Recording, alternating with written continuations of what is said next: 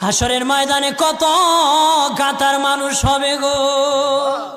নবী বলেন আয়েশা, হাসরের ময়দানে মানুষ 120 কাতার মানুষ হবে।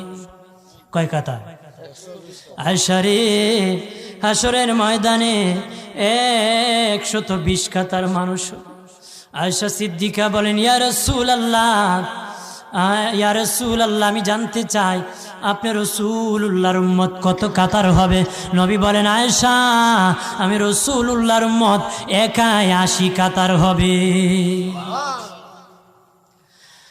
আয়েশা বললেন ইয়া রাসূলুল্লাহ, দিনের নবীজি 80 কাতার দিয়ে আপনার উম্মত হবে, আপনার উম্মতকে কেমনে আপনি চিনবেন?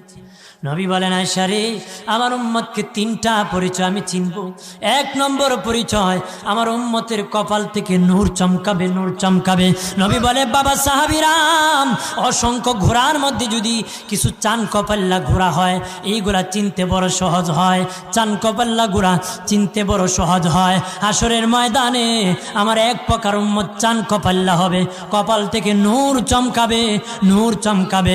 তখন আমি বুঝতে পারবো নূর চমকেওয়ালা তারা সবাই আমি রাসূলুল্লাহর উম্মত।